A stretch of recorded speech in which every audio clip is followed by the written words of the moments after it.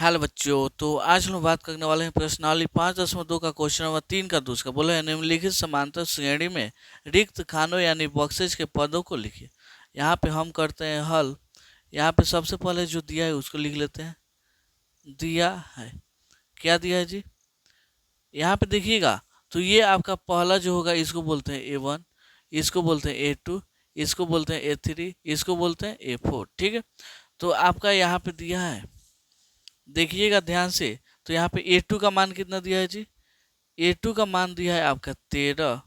तो यहाँ पे A2 को हम कैसे लिख सकते हैं जी? A plus D equal to 13, इसको मानिए समीकरण 1। यहाँ पे A4 का मान कितना दिया है जी?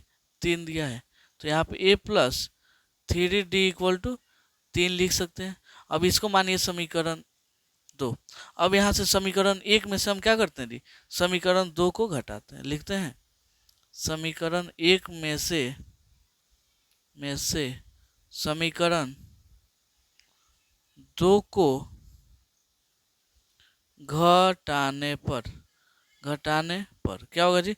समीकरण 1 का आपका है A plus D equal to 13, यहाँ पे A plus 3D equal to 3 हो जाएगा। यहाँ पे घटेगा तो क्या होगा? साइन चेंज होगा। A में से 1 गया 0, यहाँ पे से D में से -3 गया तो यहाँ पे आ जाएगा -2D।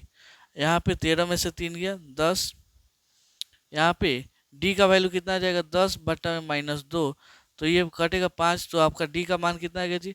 -5, क्योंकि माइनस क्या होता है जी? कभी भी नीचे नहीं होता है। ठीक है, तो हमको चाहिए, हम आते हैं समीकरण 1 से और A का वैल्यू निकालते हैं। यहाँ पे अब हम लेके चलते हैं समीकरण 1। क्या जी?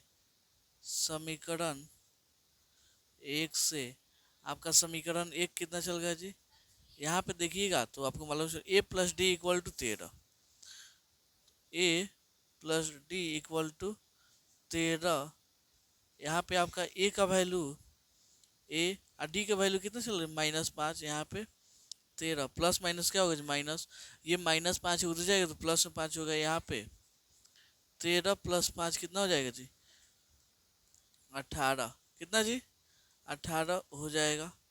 18 होगा ना, तो आपको क्या निकालना है? पहला पद कितना हो जाएगा? यहाँ पे पहला पद हो जाएगा 18। यहाँ पे A3 इक्वल कितना हो जाएगा? A plus 2D। तो A का वैल्यू 18 प्लस 2, D का वैल्यू -5।